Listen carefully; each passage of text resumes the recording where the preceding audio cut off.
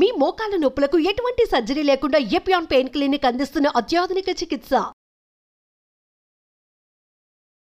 ఎప్పుడు చూసినా గానీ ఒక ఏదో నీరసంగా ఒక డ్రౌజీగా కనిపిస్తూ ఉంటారు. దీనిని ఒక నరాలకు సంబంధించిన వ్యాధిగా వాళ్ళు పరిగణించారు. అంటే ఒత్తిడి వస్తుందా తెచ్చుకుంటున్నారు.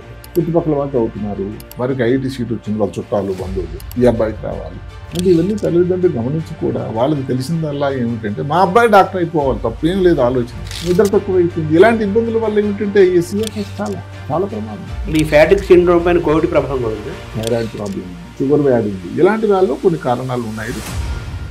భారతదేశంలో 12% సీనియర్ డాక్టర్లు ఆల్రెడీ ChatGPT వాడుతున్నారు. పక్షపాతం రాకుండా మనం ముందుగా ఏమేమి చేయాలి సార్? బీపీ రెగ్యులర్గా ఉంటే చెక్ చేయించుకోవాలి, లేని వాళ్ళు కూడా చూపించుకోవాలి. కిడ్నీ ప్రాబ్లం కానీ ఏమైనా ఉన్నాయని గుండె వెళ్తూ సడన్ హార్ట్ అటాక్ జరిగిపోయాడు. ఈ తలనొప్పినిలో ఎన్ని రకాలు, దాన్ని ఎలా చూడాలి సార్? అంటే తలనొప్పి బ్రెయిన్ లోపల ఏదైనా కానీ క్లాట్ తయారైంది అనుకోండి, అన్నిటికంటే ముఖ్యం బ్రెయిన్లో ట్యూమర్ కానీ ఏదైతే గడ్డ తయారైంది అనుకోండి, అది ప్రమాదం. ఆ కాఫీ తాగితే తలనొప్పి తగ్గిపోతుందా? అలా ఒకసారి ఆ టీ పడకపోతే లాభం లేదండి, తలనొప్పి వచ్చేస్తుంది. నిజానికి ఎక్కడ కూడా గణాంకాల ప్రకారం ఎక్కడ కూడా దీనికి దానికి ఎక్కడ ఇది లేదు. ఈ కాళ్ళు తిమ్మిర్లు పట్టేదాన్ని కొంచెం తర్వాత ఆగిపోతాయి, బట్ కొంచెంసేపు తిమ్మిర్లు పడతాయి. ప్రశ్న ఏమైనా తగ్గిందా? డయాబెటీస్ వ్యాధిగానే ఉందా? ఏదైనా విటమిన్లో లోపం ఉందా? సరే, ముక్కులో నుంచి నీరు, రక్తము కారడం ఇలాంటి కొన్ని ఉంటాయి కదా, వాడిని సింటమ్. ఇక్కడ కానీ ఏదైనా కానీ ఇక్కడ ఛిద్రమయ్యి ఫ్రాక్చర్ అయినట్టయితే బ్రెయిన్లో ఉండేటువంటి నీరు ముక్కు ద్వారా బయటకు వస్తుంది. దానివల్ల ఇన్ఫెక్షన్. ఏమిటా బ్రెయిన్కి వచ్చే ఇన్ఫెక్షన్ మెనింజైటిస్.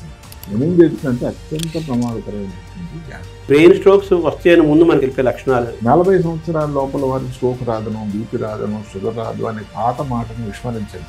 ఇలాంటి లక్షణాలు కానీ ఉండేటట్టయితే స్ట్రోక్.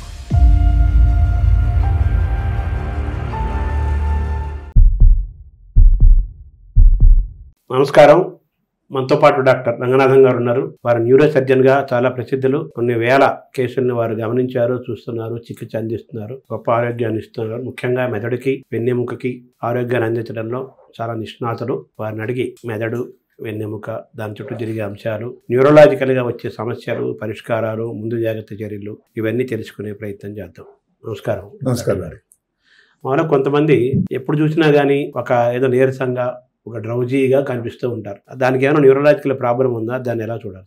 ఈ మధ్య కాలంలో దాన్ని CFS అంటాం, క్రానిక్ ఫెటిగ్ సిండ్రోమ్. అంటే అందులోనే ఆ మాటలోనే అంతరార్థం కూడా ఉంది. క్రానిక్ అంటే చాలా సంవత్సరాలు, నెలల నుంచి కొన్ని సంవత్సరాలు కాకపోయింది. ఫెటిగ్ అంటే తెలియని అలసట, స్ట్రీమ్ అలసట, కారణం లేదు. సిండ్రోమ్ అంటే కొన్ని లక్షణాల సముదాయం. ఎంతవరకు అంటే మనం అదేదో మామూలుగా తీసిపడేసేది కాదు. ఈ మధ్యకాలంలో WHO అంటే ప్రపంచ ఆరోగ్య సంస్థ దీనిని ఒక నరాలకు సంబంధించిన వ్యాధిగా వాళ్ళు పరిగణించారు. అంటే దాని తాలూకు ముఖ్యత మనం అందరం గమనించవచ్చు. ఇది దగ్గర ఒక 0.2 నుంచి 5% మందిలో కనబడుతుంది ప్రపంచం అంతలో చూసుకుంటే దగ్గర 20 మిలియన్లు ఉన్నారు. 5% పెరుగుతున్నట్టు. మనం ఇప్పుడు మన దేశంలో గణాంకాలు మనకి ఇలా ఇవ్వగలిగింది. ఇప్పుడు ఈ ఇబ్బంది వల్ల అమెరికాలో దగ్గర 50 బిలియన్ల రూపాయలు ప్రతి సంవత్సరం ఏమవుతుందట ఖర్చు. అంటే దేనికోసం? డయాగ్నోసిస్ కోసం కానీ, లాస్ ఆఫ్ మ్యాండేట్స్ అంటే ఆఫీసులో వెళ్ళకపోవడం కానీ, ఇలాంటి అన్ని కారణాల వల్ల, మందులు, ఇవి రకరకాల వల్ల మొత్తం మీద దగ్గర 51 బిలియన్లు వేస్ట్ అవుతుంది. దానికి ఇప్పుడు భారతదేశం జనాభా 4 రెట్లు అమెరికా కదా, అంతే కదా? అంతే ఈజీగా. అలాంటప్పుడు దానికి 4 రెట్లు వేసుకుంటే ఇంక మనం దాన్ని ఊహించవచ్చు. అదే కాకుండా ఈ వ్యాధి ప్రాబ్లం వల్ల ఏమిటంటే దీనికి ఒక నిర్దిష్టమైనటువంటి డయాగ్నోసిస్ అంటూ ఈ పరీక్ష చేసి తెలిసిపోతుందని లేదు. ఎంతవరకు అంటే అసలు 10 మందిలో 9 మందికి కరెక్ట్ అయిన కారణం అంటే తెలియటం లేదు. చాలా లేట్ డయాగ్నోస్ అవుతుంది. 4గురిలో ఒకరికి వాళ్ళు మంచాన్ని బట్టి ఉంటున్నారు. అంటే ఫైనల్గా నేను ఇది ఎవరినో భయపెట్టే ప్రయత్నం కాకపోయినా, ఇదేదో ప్రమాదకరమైనది కాకపోయినా చాలా ఇబ్బందికరమైన వ్యాధి. దీన్ని ఇంకో పేరుతో పిలుస్తారు, మయాల్జిక్ ఎన్సెఫలోమైలైటిస్. మయాల్జిక్ అంటే కండరాలు, అంటే కండరాల్లో, ఆల్జియా అంటే నొప్పి, ఎన్సెఫలో బ్రెయిన్, మైలైటిస్ వెన్నుపూసలో లోపల ఉండేటువంటి నరాలు, వెన్నుపాములో వచ్చేటువంటి ఒక రకమైన ఇబ్బంది. అంటే ఏమిటి? కండరాలు విపరీతం నొప్పి, తర్వాత జాయింట్స్లో నొప్పి. అసలు ఎన్సెఫలో అంటే నిద్ర తక్కువైపోవడం, బ్రెయిన్ ఫాగ్. కోవిడ్ టైంలో ఈ మాట వినుకున్నాం. అంటే సడన్గా ఏదో తెలియదు, జ్ఞాపక శక్తి ఉండకపోవడం, ముందు చాలా షార్ప్గా ఉండే వ్యక్తి డల్ అయిపోవడం, ఏది గుర్తులేకపోవడం, క్రియాశీలత లోపించడం, కాగ్నిటివ్ డిక్లైన్ అంటాం. అంటే ఏమిటి? మేధో సంపత్తి తగ్గిపోవడం. ఇలాంటి వివరాలు. నిద్ర అయితే అసలు మరీ కరువు అయిపోతుంది. ఒకసారి కూర్చొని పడుకొని లేస్తే విపరీతమైన గిడ్డినెస్ రావడం. ఇవి ముఖ్యంగా ఈ వ్యాధి లక్షణాలు. ఇది ముందు చెప్పినట్టుగానే పర్సంటేజ్ అయితే ఉందే ఉంది. మరి దీనికి ఎందుకు మరి ఇంత అవసరం పడింది అండి? ఎందుకంటే ఇది ఒకటి చాలా కామన్ వ్యాధి. ఇది ఎవరిలో ఏజ్లో చిన్నపిల్లల నుంచి పెద్ద వయసు వరకు కూడా రావచ్చు. ఏ మతం ఏ జాతి వాళ్ళలో కూడా రావచ్చు, ఏ ప్రాంతం వరకు. అందువల్ల ఇది తరతమ భేదాలు ఈ వ్యాధికి లేదంటే ఎవరికన్నా కానీ అన్నిటికంటే ముఖ్యం ఏంటంటే స్ట్రెస్, నిద్ర. అంటే ఒత్తిడి, నిద్ర ఎవరికైతే తక్కువైపోతుందో వాళ్ళలో ఇబ్బంది ఎక్కువ రావడానికి ఆస్కారం. మరి ఇప్పుడు 2 మాటలు మాట్లాడుకుంటే ఒత్తిడి ప్రపంచం అయిపోయింది. ఒత్తిడి లేని వ్యక్తే లేడు అసలు. ఎవరైనా చిన్నపిల్లల నుంచి ఏదో పెద్ద రిటైర్ అయిపోయిన తర్వాత కూడా ఆయన ఒత్తిడి వేరు. పిల్లలు లేరు, దూరం ఉన్నారు. మరి 50-60 సంవత్సరాలు పిల్లలకి పెళ్లి కాలేదని ఒక రకమైన ఆందోళన, ఒత్తిడి. పరీక్షల పిల్లలు అంతే, ఉద్యోగరీత్యా ప్రాబ్లం, ఎక్కడ ఫైనాన్షియల్ వ్యాపారం చేస్తే ఇలా ఒత్తిడి లేని మనిషే లేదు. పిల్లలు కూడా వస్తూనే ఉంటున్నారు. పిల్లలు కూడా ఒత్తిడి. టీచర్ ఏమంటారు, ఇంగ్లీష్ సబ్జెక్ట్ నాకు అంత ఇంట్రెస్ట్ లేదు, మార్కులు వస్తాయో లేవు, ఎగ్జామ్ రాశాను నేను, ఫస్ట్ వచ్చుద్దో లేదు. అంటే ఎవరికి సంబంధించిన వాళ్ళ ఒత్తిడి. అంటే ఒత్తిడి మయం అయిపోయింది ప్రపంచం. అంటే ఒత్తిడి వస్తుందా తెచ్చుకుంటున్నారు అసలు రెండు. ఎందుకంటే ఒత్తిడి కొంత పరిసరాలు తెలిపిస్తున్నారు. పీర్ ప్రెషర్ అంటామండి. పీర్ ప్రెషర్ అంటే చుట్టుపక్కల వాళ్ళు చదువుతున్నారు, వారికి ఐఐటి సీట్ వచ్చింది, వాళ్ళ చుట్టాలు బంధువులు ఈ అబ్బాయికి రావాలి, వెనక నుంచి ఎగదోత కార్యక్రమం ఉంటుంది. అంటే ఏమిటి, మిత్రులు కానీ ఇంటి దగ్గర కానీ వెలగన కొట్టేయాలి, వాడు వెంకటేష్ వచ్చింది నీకు కూడా రావాలి. అది వెంకటేష్ అదృష్టమో కారణమో ప్రయత్నమో పక్కన, ఈ వ్యక్తి రావాలని రూల్ ఏం లేదు. అదే కాకుండా అందరు గమనించాల్సింది ఏంటంటే భారతదేశం అంతా తీసుకుంటే ఐఐటి సీట్లు ఎన్ని ఉన్నాయి, లేదు మెడికల్ సీట్లు అనుకోండి, 2.5 లక్షల సీట్లు ఉంటే అన్ని ప్రైవేటు పబ్లిక్ రంగంలో 25 లక్షల మంది రాస్తున్నారు. అంటే ఎంత నిష్పత్తి?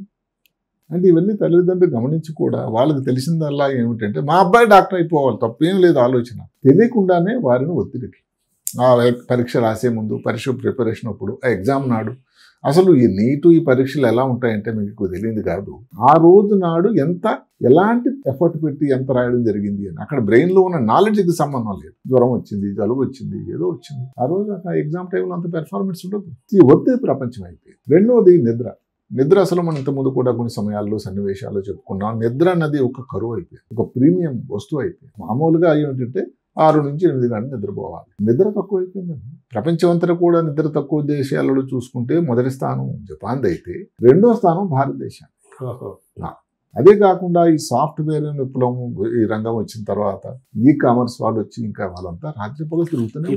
మొబైల్ ఫోన్లు, నెట్లు, ఇవన్నీ కూడా ఏదైతే ఉందో హైదరాబాద్ నుంచి ఎక్కడో షికాగోకో లేకపోతే వాషింగ్టన్ డీసీకి ఇంటి దగ్గర కూర్చొని హాయిగా కాఫీ తాగుతూ ఒక ఫోన్ చేస్తే ఒక్క సెకండ్లోనే వచ్చేటువంటి సౌకర్యం వచ్చిందని ఒక సంతోషం అయితే, కంటిన్యూస్ గా అదే ప్యాసివ్ వ్యూయింగ్ అంటాం, ప్యాసివ్ స్క్రీనింగ్ అంటే ఇంకా అదే ధ్యానంతో అటువైపే ఆ వాట్సాప్లో లేకపోతే మెయిల్సో లేకపోతే ట్విట్టర్లో ఎక్స్లో ఏదో ఒకటి చూస్తాం. మన తరపు వ్యక్తి నుంచి ఏది క్రియాశీలత లేకుండా, తన తాలూకా ప్రమేయం లేకుండా గంటలు కూడా ఏదైతే పనిచేసే ఆ సమయాన్ని ప్యాసివ్ స్క్రీనింగ్ అంటాం. అదే అసలు రెండింటిలో శాస్త్ర ప్రకారం ఏమిటంటే యాక్టివ్ స్క్రీనింగ్ కన్నా ప్యాసివ్ స్క్రీనింగ్ అనేది అత్యంత ప్రమాదకరం. నిద్ర తక్కువైపోయింది. ఇలాంటి ఇబ్బందుల వల్ల ఏమిటంటే ఈ సిఎఫ్ఎస్ చాలా ప్రమాదం. ఇప్పుడు దీనికి ఎక్కడ ఇబ్బంది వస్తుందంటే ఏ పరీక్ష చేసినా దీనికి ఇది అని పరీక్ష లేదండి, అందుకే సిండ్రోమ్ అన్నారు.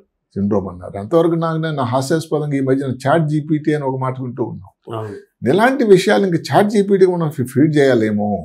ఈ మధ్యన ఒక మహాతల్లి వాళ్ళ అమ్మాయికి ఏదో ప్రాబ్లం వస్తే ఎవరున్న డాక్టర్లను సంప్రదించి ఇంకా లాభం లేదు అనుకోని చాట్ జీపీటీకి సమాచారం అందించింది. తక్కువ సమాధానం చెప్పేసి ఇప్పుడు అదొక పెద్ద గగ్గోలు పుట్టేసి. సో ఇలాంటి విషయాలు కూడా చాట్ జీపీటీకి మనం చేసి వారి అభిప్రాయం కూడా తీసుకోవడం అనేది, చాట్ జీపీటీ గురించి తెలుసుకుంటే నమ్మండి, నేను నిన్నే చదువుతూ ఉన్నా, భారతదేశంలో 12% సీనియర్ డాక్టర్లు ఆల్రెడీ చాట్ జీపీటీ వాడుతున్నారట. పుస్తకాలు చదవడం మానేశారు. ఎందుకంటే తప్పనిసరి పరిస్థితి.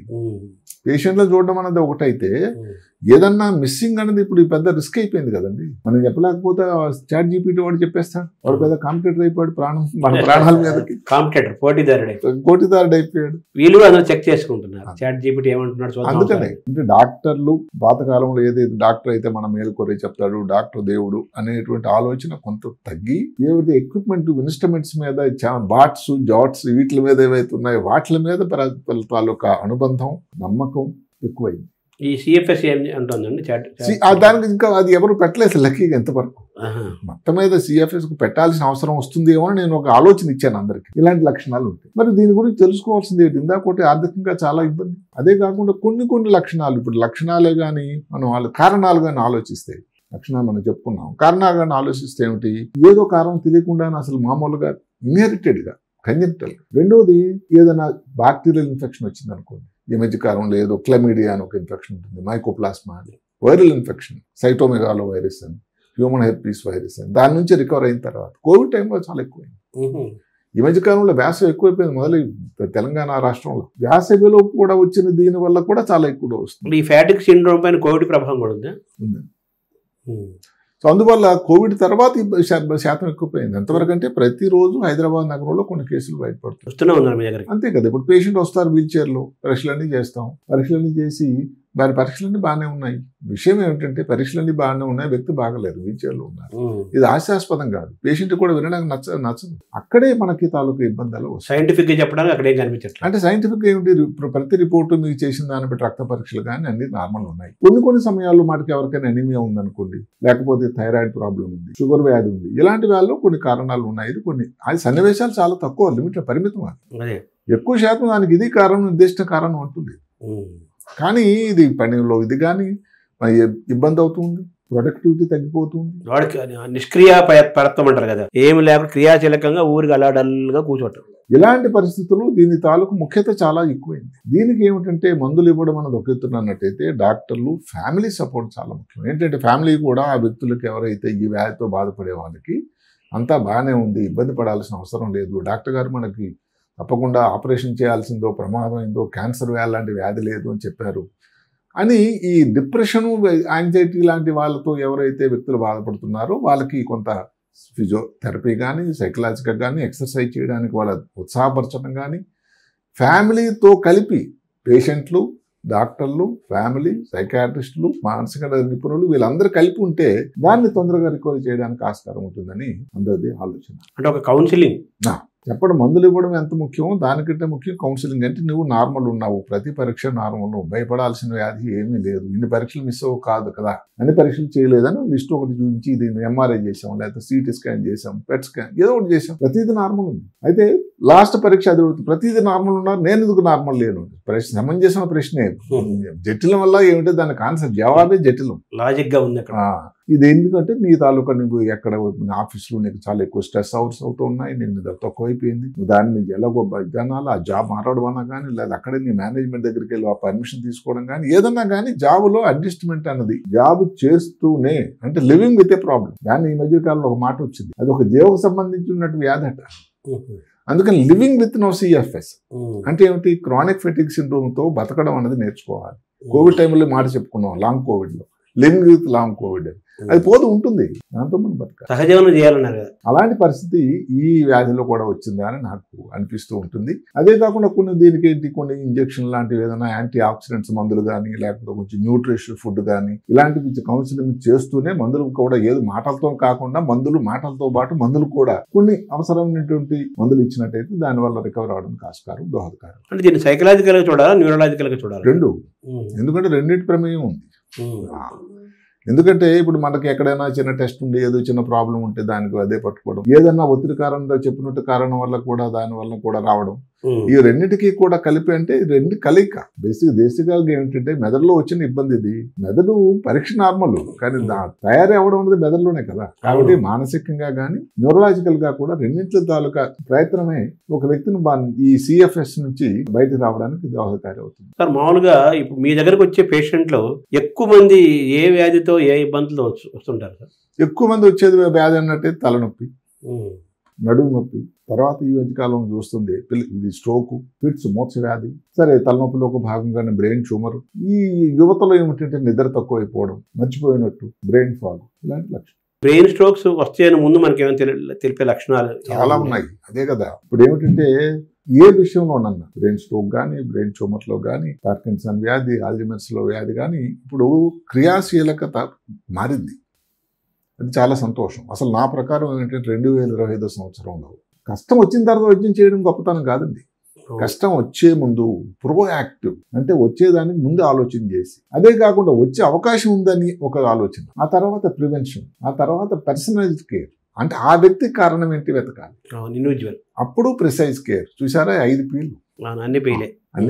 అలా చేసినట్టయితే కేర్. ఇప్పుడు ఉదాహరణకు మీరు స్ట్రోక్ అడిగారు. స్ట్రోక్ అంటే ఏమిటండి, తెలియకుండా సడన్ గా అకస్మాత్తుగా ఒక వ్యక్తిలో మాటల్లో తేడా రావడం, కాలు చేయి వీక్ అవడం, వచ్చినట్టయితే ఎవరైనా చెప్తారు స్ట్రోక్ వచ్చింది. ముందు లక్షణాలు కొన్ని ఉన్నాయి. ఉదాహరణకి అసలు దీనికి ఏమిటి, ఏ చిన్న చెయ్యి ఒకసారి ఏదో పట్టుకోలే వీక్ అయిపోవడం, ఇంటి దగ్గర చేయొచ్చింది, ఈ మూత కొంచెం వంకర ఈ కిందకి అయిపోవడం, మాట తత్తరపాటు రాదు, కంట్లో చూపు తేడా రాదు, విపరీతం తలనొప్పి అండి, కారణం లేదు, అసలు ఎప్పుడు ఇంత తలనొప్పి రాలేదు, అలాంటి తలనొప్పి రావడం, నడిచే దాంట్లో ప్రాబ్లం, ఇలాంటి లక్షణాలు కానీ ఉండేటట్టయితే స్ట్రోక్, త్వరలో బ్రెయిన్ స్ట్రోక్ గ్యారంటీ. అదే కాకుండా కొంతమంది వ్యక్తులు షుగర్ ఉంది, బీపీ ఉంది అంటే వాళ్ళకి కోమార్బిడ్ ఫ్యాక్టర్స్ అంటారు, అదే కాక ఊబకాయం ఉంది, చాలా ఒత్తిడి ఉంది పనిలో, స్ట్రోక్ వచ్చే అవకాశం. అంటే ఇది నాంది ప్రస్థానం. అది ఎలా, ఇప్పుడు ఉదాహరణకి ఏదో చేతులు తిమ్మిరి వచ్చింది, దానిని ఆంగ్లంలో టీఐ అంటారు, ట్రాన్సియంట్ ఇస్కిమిక్ అటాక్. అంటే ట్రాన్సియంట్ ఇస్కిమిక్ అటాక్ అంటే దాన్ని మళ్ళీ స్ట్రోక్ వచ్చేటువంటి ముందుగా వచ్చేటువంటి ప్రమాదం ఉంది అని. అవి కూడా లక్షణాలు గమనిస్తే, ఇప్పుడు ఇంటి దగ్గర అనుకోండి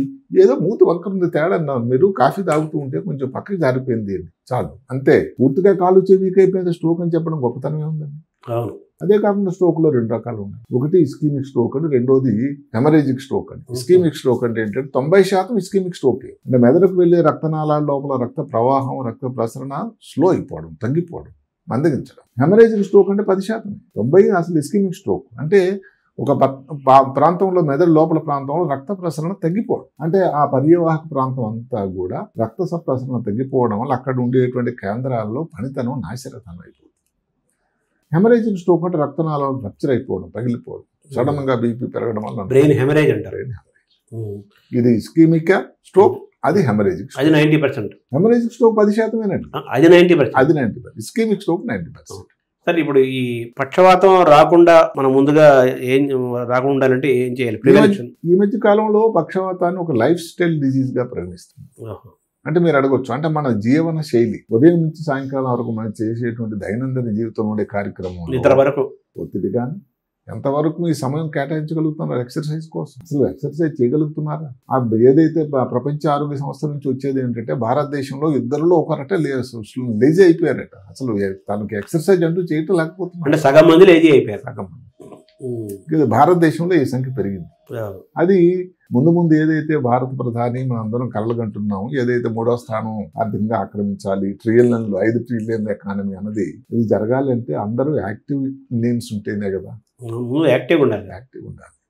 జనులు కానీ, జనాలు ముఖ్యంగా యువత కానీ యాక్టివ్ ఉంటే దేశం కూడా యాక్టివ్గా అవుతుంది. వాళ్ళే కదా భావి దేశ నిర్మాతలు. అవును. అందుకని ఇలాంటివన్నీ వాళ్ళు చూడాలి. ఇప్పుడు మాటకి గవర్నమెంట్ వాళ్ళు చాలా సార్లు చెప్పారు, 40 సంవత్సరాల లోపల వారికి స్ట్రోక్ రాదనో, బీపీ రాదనో, షుగర్ రాదు అనే పాత మాటను విస్మరించండి. తరం మారిపోయింది, తీరు మారిపోయింది, జబ్బు తాలూకు తీరు మారిపోయింది. లైఫ్ స్టైల్ అన్నారు కదా మీరు. అందుకని 30 సంవత్సరాలు బీపీ వచ్చి స్ట్రోక్ వచ్చిన సన్నివేశాలు ఉన్నాయి, హార్ట్ అటాక్ వచ్చింది. అందుకని మీరు ఎక్కడ ఎంఎన్సీ, ఏది మల్టీనేషనల్ కంపెనీనో, ప్రభుత్వ రంగంలోనో, ప్రైవేట్ రంగంలోనో ఎక్కడున్నా కానీ ప్రతి సంవత్సరం ఒకసారి మీకు చెకప్ అనేది, హెల్త్ చెకప్ ఉంది. హెల్త్ చెకప్ ఎంత శాతం చేయించుకుంటున్నారు తెలుసా? 38%.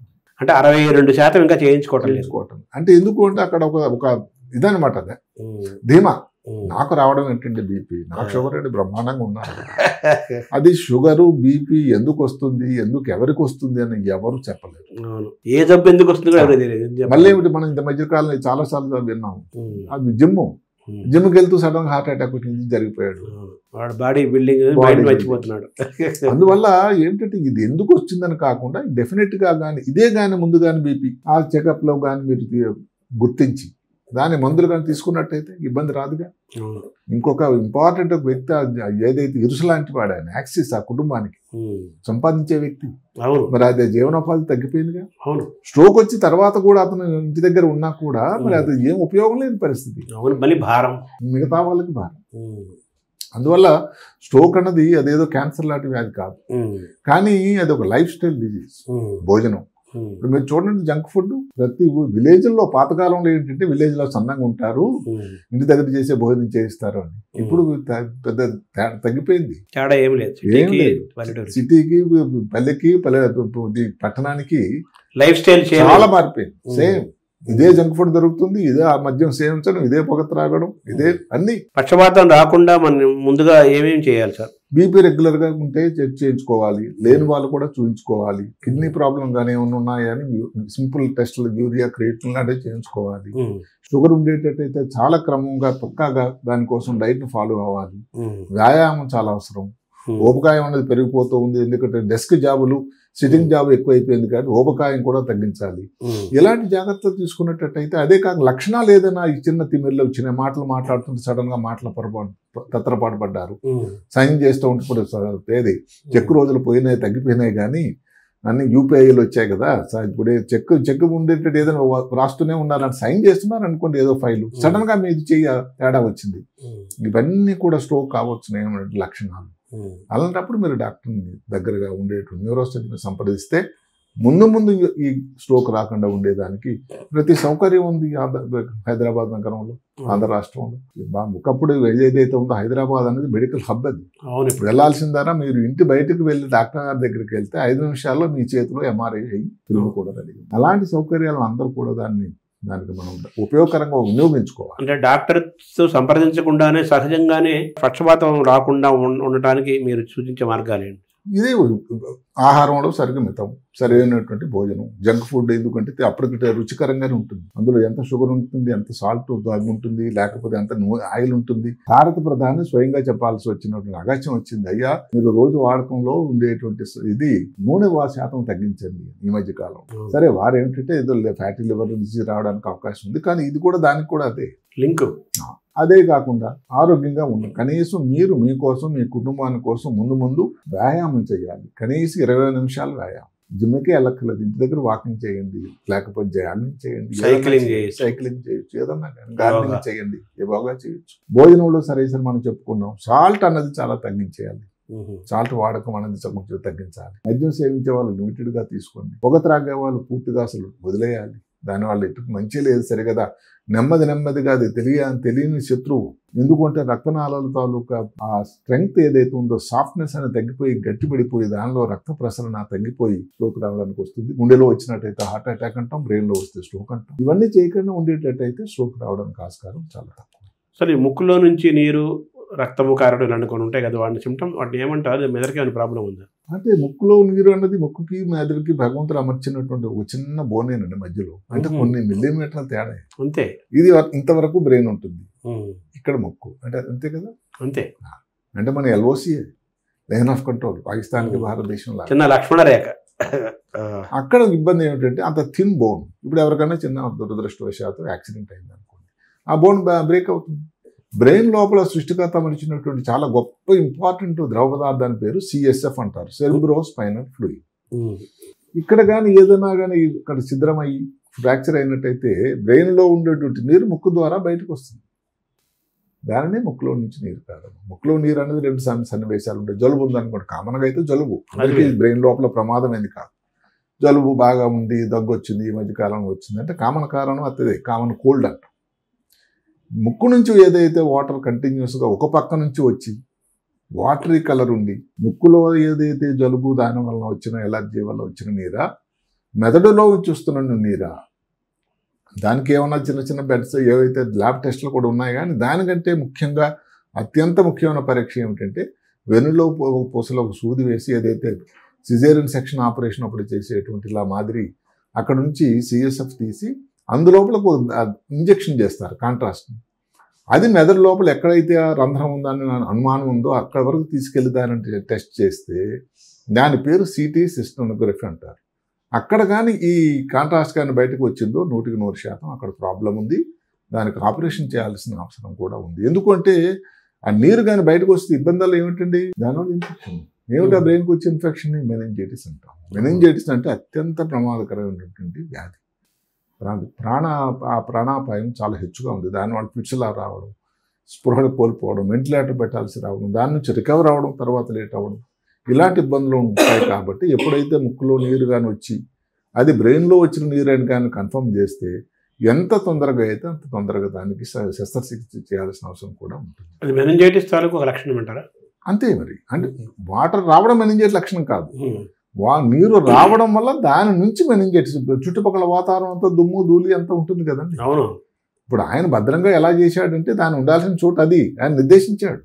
ఏదైనా కారణం వల్ల దాన్ని ఎల్లలు దాటి కానీ వచ్చినట్టు ఇది ఏమవుతుంది? అవునవును, జరుగుతున్నదే అది. సో ముక్కుకి మెదడుకి ఉన్న లింక్ చాలా గొప్పది. చాలా. అసలు ఈ మధ్య కాలంలో చాలా రకం మందులు ప్రపంచం ఏంటంటే ఇంట్రావీనస్ అయితే నొప్పులు ఉంటుంది, ఇంజక్షన్ దానికి పెట్టాలి, పిల్లల్లో ఇంజక్షన్లు తీసుకోరు. కొన్ని మందులు కూడా దాని నుంచి వెళ్ళి ఆ చోటు ఎక్కడైతే ఇబ్బంది ఉందో అక్కడ కోసం, ముఖ్యంగా బ్రెయిన్కి సంబంధించిన వ్యాధులకి అంతా చాలా దూరం ప్రయాణించాల్సి ఉంటుంది. అందుకని ఈ మధ్య కాలంలో ముక్కు నుంచి మందులు చాలా ఒక కొత్త పద్ధతి వచ్చింది. ఎందుకంటే నోస్ బ్రెయిన్ యాక్సిస్ అని ఉంటుంది, చెప్పారు ఇందాక మీరు, కింద రక్షణకి పక్కనే ఉంటుంది. అందుకని ఇక్కడ కానీ ముక్కులు డ్రాప్ రూపంలో వేసాను ఎంత దూరం ఉంది బ్రెయిన్కి, తక్షణంగా చేరిపోతుంది దగ్గర. అదే కాకుండా ఇప్పుడు రక్తంలో ఇచ్చేటువంటి మందులన్నీ కూడా ఎక్కలి వెళ్ళడానికి అక్కడ సైంధవుడు ఉన్నాడు, బ్లడ్ బ్రెయిన్ బ్యారియర్, బ్రెయిన్ లోపల. ఆయన కొంచెం అడ్డగట్టగా ఇస్తాడు, ఆయన ఆలోచిస్తాడు ఎలా చేయాలా లేదా ఈ మందునని. ముక్కులోంచి వెళ్ళిపోయింది అనుకో డైరెక్ట్ గా అదంతా ఛేదించుకుని వెళ్ళిపోతాం పక్కింటి వాళ్ళు, అంతే కదా. అందువల్ల దీని ఎఫెక్ట్ చాలా చాలా ఉపయోగకరంగా ఉంటుంది. ఇది ఏ వయసులో వాళ్ళకి ఉండే అవకాశం ఉంది సార్? ఏ వయసులో కన్నా రావచ్చు. జనరల్ గా ఏమిటంటే 2 రకాలు ఉంది రావడం. ఏ వయసులో అంటే చిన్నపిల్లలు చాలా తక్కువ. ఎవరికైనా యాక్సిడెంట్ అయింది అనుకోండి, యాక్సిడెంట్ ఇక్కడ ఈ బోన్ ఫ్రాంటల్ బోన్ అంటాం, ఇక్కడ దానికి మనం క్రిబ్రిఫార్మ్ ప్లేట్ అంటాం, అక్కడ కానీ ఫ్రాక్చర్స్ అయినట్టు వచ్చే అవకాశం ఉంది. అది కాకుండా రెండో వెరైటీని మనం స్పాంటేనియస్ సిఎస్ఎఫ్ రైనోవేరియా, అంటే ఏ కారణం లేకుండా ఒకసారి మొదలైంది. ఇది ఎక్కువ మంది స్త్రీలలో వస్తుంది.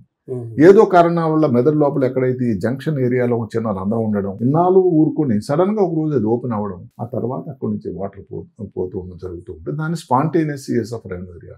దానికి దీనికి తేడా ఏమిటంటే, ఇప్పుడు యాక్సిడెంట్ అయ్యి ఫ్రాక్చర్ అయ్యి ఉంటే అది 4 ఏళ్లలాగా స్టెల్లేట్ అంటాం, చాలా దిశల్లో ఉంటుంది. టెక్నికల్ గా ఆపరేషన్ చేసినప్పుడు కూడా అది కొంచెం కష్టం. అది ఈ స్పాంటేనియస్ అంటే స్మూత్ చిన్న డిఫెక్ట్, దాన్ని పోడ్చడం అనేది చాలా ఈజీ. సో దీనికి చికిత్స ఉందా? తప్పకుండా ఉంది. బ్రహ్మాండం. ముక్కు నుంచి అసలు బ్రెయిన్, పాతకాలంలో అయితే బ్రెయిన్ ఓపెన్ చేసి చేసేవాళ్ళు మెదడుని.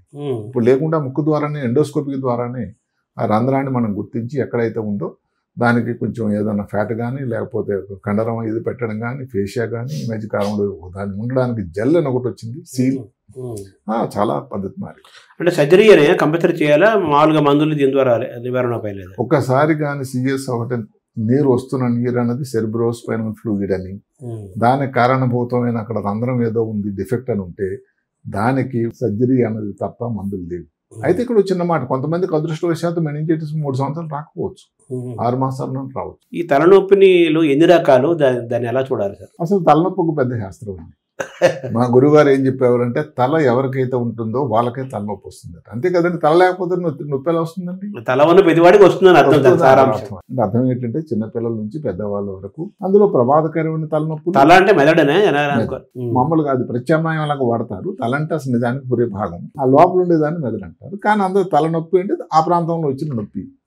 అలా తలనొప్పి అంటే ఇప్పుడు ప్రమాదకరమైన తలనొప్పి అలా మనం డివైడ్ చేద్దాం. ప్రమాదకరం కాని నొప్పి, ముందు ప్రమాదకరం నొప్పి గురించి మాట్లాడుకుందాం. ఎందుకంటే ప్రమాదం కదా. అంటే తలనొప్పి బ్రెయిన్ లోపల ఏదైనా కానీ క్లాట్ తయారైంది అనుకోండి, అన్నిటికంటే ముఖ్యం బ్రెయిన్ లో ట్యూమర్ కానీ ఏదైతే గడ్డ తయారైంది అనుకోండి, అది ప్రమాదం. అక్కడ ఏంటంటే ఒక్క లక్షణం తలనొప్పి కాకుండా కొన్ని లక్షణాల సముదాయం, సిండ్రోమ్ అన్న ఉందా, ఎలా తలనొప్పి, వాంతులు, కంటిలో చూపు తగ్గడం, మూర్ఛవ్యాధిలాగా రావడం, కాళ్ళు చేయి పని చేయలేకపోవడం, జ్ఞాపశక్తి తగ్గిపోవడం, కంటిలో చూపు తగ్గిపోవడం, చెవులో వినబడడం తగ్గిపోవడం, నడవలేకపోవడం, నడుస్తుంటే ఒక క్రమంగా లేకపోవడం, మాటలో తేడా రావడం, ఇలాంటి లక్షణాలు కొన్ని లేదా అన్నీ ఉన్నా కూడా అది ఇంకా బ్రెయిన్ లో ఏదైనా ట్యూమరు, దానికి న్యూరో సర్జన్ సంప్రదించాల్సిన అత్యంత అవసరం ఉంది అని చెప్పడం. ఇది సింపుల్ హెడేక్, టెన్షన్ హెడేక్ అంటే ఇందాక చెప్పుకున్న టెన్షన్, ఒత్తిడి లేని వ్యక్తే లేదు. మామూలుగా స్త్రీలలో ఎక్కువగా వచ్చేది మైగ్రేన్ వ్యాధి అంటారు. అంటే మెదడు లోపల, తల లోపల ఒక భాగం కుడి పక్కన కానీ ఎడం పక్కన కానీ వస్తూ ఉంటుంది. ఎక్కువ శాతం స్త్రీలలో ఇది వాళ్ళు ఋతుక్రమం టైంలో, ఏదైతే మంత్లీ టైంలో కూడా పీరియడ్స్ వచ్చే ముందు కూడా వాళ్ళకి రావడానికి ఆస్కారం ఉంటుంది. ఇలాంటి వాళ్ళకి ఏదైతే దానికి మందులు అన్నది ముందు పరీక్షలన్నీ చేసి అంతా నార్మల్గా ఉందని కన్ఫర్మ్ చేసిన తర్వాత ఏదైనా మందులు లాంటివి ఇవ్వాల్సిన అవసరం ఉంటుంది. ఇందులో కూడా ఒక చిన్న విషయం తెలియాల్సింది ఏంటంటే, సిమ్టమాటిక్ మైగ్రేన్ అంటే మైగ్రేనే, కానీ ఈ మధ్య కాలంలో దాని లక్షణాలు మారాయి. అంటే ఏదో 5 నిమిషాలు వచ్చింది, ఇప్పుడు ఎక్కువ శాతం వస్తుంది. వచ్చేటప్పుడు కళ్ళు ముందు ఏదో వస్తువులు సరిగ్గా కనబడడం లేదు, జ్ఞాపశక్తి తగ్గిపోతూ ఉంది. వచ్చిన తర్వాత అసలు ఒక 2 రోజులు తను మనిషి కాలేకపోతున్నాడు, ఏదో కాలు చేయి తిమిరెక్కింది. ఇవి సిమ్టమాటిక్ మైగ్రేన్. అంటే మెదడు లోపల ఇంకేదన్నా లక్షణాలు ఇబ్బందికరం ఉంటేనే, ఆర్గానిక్ డిఫెక్ట్ ఉంటేనే, ప్రమాదం ఉంటేనే కానీ ఇలా రాదు. దాని అందుకని సిమ్టమాటిక్ మైగ్రేన్ అండి. ఈ మైగ్రేన్ లో కూడా జెనెటిక్స్ ఉందంటారా? చాలా ఉందండి. అంటే ఎక్కువగా తల్లిదండ్రులకు ఏదైతే సామెత అందరూ జోక్ చెప్పుకున్నట్టుగా, తల్లిదండ్రులకు అంత ఆస్తి ఎలాగైతే ఇస్తారో, ముఖ్యంగా తల్లులు ఈ మైగ్రేన్ వ్యాధిని కూడా ఇస్తారంటే వాళ్ళ అమ్మమ్మ గారికి ఉంటుంది, వారికి వచ్చింది, వాళ్ళ అమ్మగారికి ఉంది. ఇలాగ స్థిరాలు ఎక్కువ శాతం కుటుంబ పారంపర్యంగా మనం చెప్పిన ఏదైతే వంశపారంపర్యంగా వచ్చే అవకాశం కూడా ಹೆಚ್ಚು. అవునవును. తలనొప్పులు ప్రమాదకరమైన తలనొప్పులు ప్రమాదం కానివి 2 రకాలు చెప్పారు. ప్రమాదకరం ఏంటో చెప్పారు. సో మైగ్రేన్ కూడా దానికి ప్రమాదకరం కింద కాదు, ఇబ్బందికరం. అది ఇబ్బందికరం. అయితే రెండోది మనం ఏదైతే చెప్పుకున్నాం సిమ్టమాటిక్ మైగ్రేన్ అని ప్రమాదకరం కావచ్చు. అదృష్టవశాత్తు ఆ శాతం తక్కువ. మనకు దానికి ట్రీట్మెంట్ ఉంది కదా. ట్రీట్మెంట్ ముందు దానికి ఏది కారణం వల్ల వచ్చిందని చూడాలి. బ్రెయిన్ కి అవసరమైన పరీక్షలు చేయాలి. ఉదాహరణకి ఏదన్నా కానీ సిటీ స్కాన్ కానీ ఎంఆర్ఐ కానీ ఈజీ అనే టెస్టులు అన్నీ ఉన్నాయి. అవన్నీ చేసినట్టయితే ఒక నిర్ధారణ ఉంటుంది. బ్రెయిన్ లో ఏమైనా ప్రాబ్లం ఉందా, ఉంటే అసలు ఏమిటి, ఏ రకమైన ప్రాబ్లం, ఎంత పెద్ద సైజు, దానికి ఏం చేయాలి, దాన్ని బట్టి వైద్య విధానం. అంటే ఒకసారి మైగ్రేన్ జీవితంలో ప్రవేశిస్తే దాన్ని మనం క్లోజ్ చేసేయాలమా, లైఫ్ లాంగ్ అనుభవించాలా, క్లోజ్ చేయొచ్చా? అది అవతల వ్యక్తిని బట్టి కూడా ఉంటుంది. ఇప్పుడు ఉదాహరణకి ఏమిటంటే బాగా ఇప్పుడు మైగ్రేన్ ఉండే వాళ్ళు కొన్ని ఏదో వస్తువులు తీసుకోకూడదు, ఫుడ్లో ఉండాలి, ఎక్కువ ఒత్తిడికి లోను కాకూడదు, శబ్దం ఎక్కడైనా ఏదో ఇప్పుడు మాట పబ్కి వెళ్ళారు అనుకోండి ఎక్కువ ధ్వని వచ్చినట్టయితే మనకి తలనొప్పి వస్తుంది అంటారు. ఎక్కువ లైట్ కానీ వెజ్ కాలంలో అంటారు, మ్యారేజ్లు కానీ ఎక్కడైనా ఫంక్షన్లు కానీ మాల్స్లో కానీ లైట్ల తాలూకు తాకిడి ఎక్కువైపోయింది, దానివల్ల రావచ్చు అంటారు. అంటే ఎవరికైతే తలనొప్పి లాగా ఉండి వాళ్ళకి కారణం అంటే తెలిసిపోయినప్పుడు ఇలాంటి కొంచెం తక్కువ వెళ్ళడం కానీ దూరంగా ఉండడం కానీ మంచిది. ఎలర్జీస్ లాగా మైగ్రేన్ లో కూడా చాలా స్టేజెస్ ధోరణులు భిన్నంగా ఉన్నాయి. శాశ్వతంగా మైగ్రేన్ మనం తొలగించడానికి అవకాశం అంటే దానికి ఏమిటి శాస్త్రీయంగా తొలగించడం అనేది లేదు. కొన్ని సంవత్సరాల తర్వాత వాళ్ళు అడ్జస్ట్ అయిపోవడం కానీ తగ్గిపోవడం కానీ తగ్గిపోతూ ఉంటుంది. అంతే, మన చేతిలో లేదు, కొంతవరకే మెడికల్ గా మన చేతిలో ఉంది. అంటే మందుల తాలూకా శాతం తక్కువ. ఎందుకంటే అవతల వ్యక్తులు బాధపడుతున్న వాళ్ళు ఏంటంటే చాలా టెన్షన్ లోన్ అవుతారు. ఆ ఎపిసోడ్ వచ్చిందంటే ఇంకా 2 రోజులు నేను మనిషిని కాను అని చాలా భయపడుతూ ఉంటారు వచ్చింది అంటే. అసలు ఋతుక్రమం ముందు కొందరికి ఎవరికైతే తలనొప్పి మొదలైందంటే వాళ్ళు అది అసలు ఒక పెద్ద నైట్ మేర్ అనమాట, పీడకర. ఇప్పుడు ఈ మైగ్రేన్ వచ్చిన వాళ్ళు కొంచెం నిద్రపోతే రెస్ట్ చేసుకుంటే పోతుంది అనుకుంటారు, కరెక్టే అండి? తగ్గుతుంది. ఎందుకంటే నిద్ర మించిందో ఏమీ లేదండి, అది పెద్ద మందు. అది సర్వరోగ నివారణ. సరే, తర్వాత ఈ తలనొప్పులు వచ్చినప్పుడు ఈ కాఫీ అనేది కూడా మనకి బాగా అదొక మెడిసిన్ లాగా అయిపోయింది కాఫీ. అంటే దానికి సైంటిఫిక్ గా ఉన్న బేసిస్ అలా ఏమిటంటే కాఫీ దాన్ని తీసుకున్నట్టు దానిలో ఒక పదార్థం ఉంటుంది. టీలో కానీ కాఫీలో కానీ ఉండే పదార్థాన్ని కెఫీన్ అంటారు. కెఫీన్ అనేది వాసోడైలేటర్.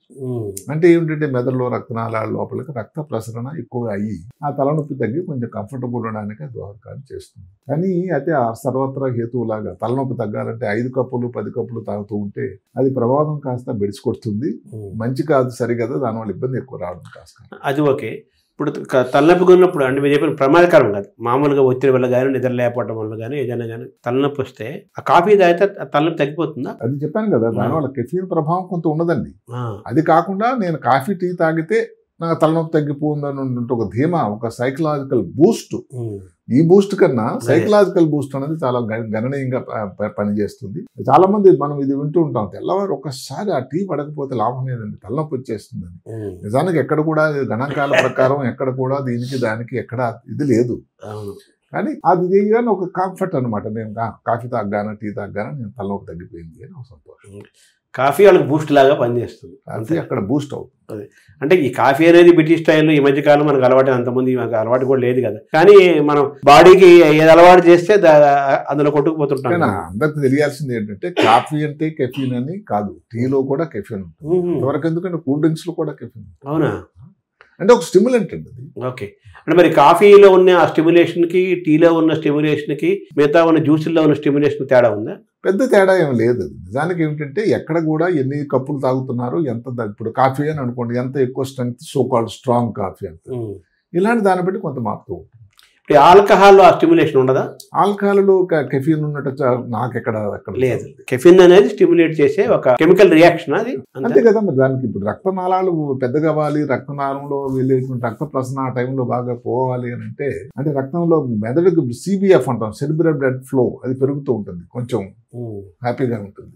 నరాల బలహీనత అనేది బాగా వినిపించే మాట, చిన్నప్పుడు బోర్డు కూడా కనిపిస్తుంటాయి. అంటే ఈ నరాల బలహీనత రకరకాల. ఇప్పుడు అందులో నాకు లాక్కండి నరాల బలహీనత ఏంటంటే వారు పెట్టే బోర్డులో అది అంటున్నా, ఆ సబ్జెక్ట్ వేరే ఉంటుంది. కానీ నరాల బలహీనత అనేది ఒక ఇబ్బందే, అది చాలా జనరలైజ్డ్ ఇబ్బంది. ఉదాహరణకి నరాల బలహీనత అంటే మేము అనుకునేది ఏం చేతులు పట్టుకోలేకపోవడం, కాళ్ళు పట్టుకోలేకపోవడం, చేతులు కాళ్ళు అచేతనంగా అయిపోవడం, నడవలేకపోవడం, ఇలాంటివి కొన్ని వ్యాధుల వల్ల. ఇప్పుడు మాట వెన్నుపోవంలో ఏదైనా మెడలో ఇబ్బంది ఉందనుకోండి, దానివల్ల కూడా నరాల బలహీనత వస్తుంది. కాళ్ళు చేతులు కంట్రోల్ చేసే నరాల మీద కానీ ఒత్తిడి ఉంటే అది వేరే. డయాబెటీస్ వ్యాధి సంవత్సరాల కొలది ఉంది, దానిని వచ్చేదాన్ని పెరిఫెరల్ న్యూరోపతి అంటారు, అది కూడా నరాల బలహీనత. ఏదైనా విటమిన్ లోపం ఉందనుకోండి, B6 కానీ B12 కానీ ఇలాంటి వల్ల కూడా వస్తుంది.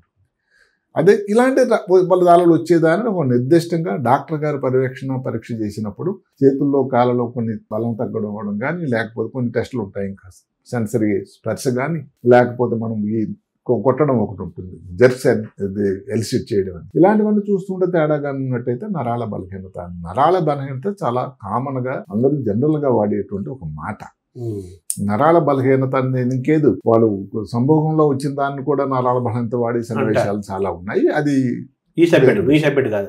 ఈ వణుకుడు అనేది వణుకుడు రోగం, దాన్ని ఎలా ఉంటాం? వణుకుడు అనేది చాలా చాలా కామన్ ఇదండి. దానికి ఏంటంటే ఒక ముఖ్యమైన వ్యాధి ఈ మధ్య కాలంలో ఎక్కువగా డీజనరేటివ్, ఏది న్యూరో డీజనరేటివ్ డిసీజ్ అని ఒకటి ఉంది. ఆ డీజనరేటివ్ డిసీజ్ లో ఒక మాట ఏదైతే పార్కిన్సన్ వ్యాధి అని ఒకటి ఉంది. దానివల్ల వణుకుడు ఏదంటే మెదడు లోపల ఉండేటువంటి డోపమిన్ అనేటువంటి ఒక ద్రావకం, రసాయనం తాలూకా ఏదో కారణాల వల్ల తక్కువగానే తయారైతే వణుకుడు వ్యాధి మొదలవుతూ ఉంటుంది. అందరికంటే దానికంటే ముఖ్యం ఏంటంటే ఎవరికైనా థైరాయిడ్ వ్యాధి ఉంది, థైరాయిడ్ పనితనం ఎక్కువ చేయటం, థైరోటాక్సికోస్, దానివల్ల వణుకుంటుంది. వయసుని బట్టి వణుకుంటుంది. ఏది సెనైల్ ట్రెమర్ అని, ఏదైనా వస్తువు దగ్గరికి వెళ్తే పట్టుకోలేకపోవడం, టెన్షన్లో గాబరాలో ఉంటుంది, ఏదైనా వస్తుంది.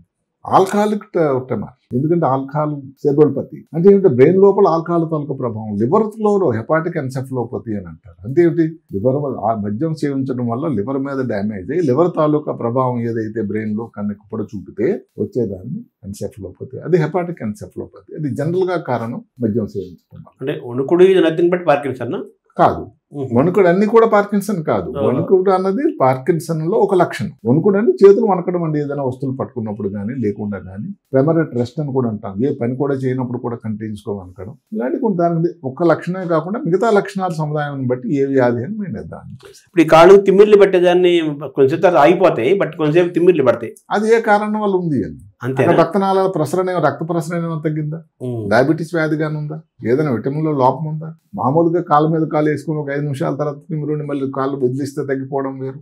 అంటే ఎంత తీవ్రత, ఎంత ఇబ్బంది ఉన్న దాన్ని బట్టి తిమ్మిరి అనేది దాని కూడా లక్షణం. సరే, ఇప్పుడు ఈ పార్కిన్సన్ అనేది ఒకసారి వస్తే తగ్గటం అనేది చాలా కష్టము, చాలా తక్కువ మందికి వస్తుంది, తగ్గుతుంది, అది జీవితాంతం అనుభవించాల్సిందే అని కూడా అంటుంటారు. అది ఎంతవరకు కరెక్ట్ సార్? అది అంటే ఇప్పుడు అది కూడా మసకబరిపోతూ ఉంటుంది. ఎందుకంటే పార్కిన్సన్ వ్యాధి గురించి కూడా ఈ మధ్య కాలం ప్రతి వ్యాధి గురించి కూడా ఇందాక చెప్పినట్టుగానే ఏదైతే ప్రోయాక్టివ్ ప్రిమానిషన్ ఆ మీద ఈ మధ్యకాలం మీరు నమ్మండి, పార్కిన్సన్ వ్యాధి కనీసం 17 నుంచి 20 సంవత్సరాల్లో వచ్చే ముందు ఒక చిన్న ఇక్కడ హైదరాబాద్ నగరంలో సౌకర్యం ఉంది, ఆల్ఫాసిన్యూక్లిన్ అని ఒక గాని ఎంజైమ్ గాని టెస్ట్ చేస్తే బయోమార్కర్ అది ముందే తెలిసిపోతుందట. ఎంతకాలం ముందు తెలుస్తుంది సార్? 17 నుంచి 20 సంవత్సరాలు.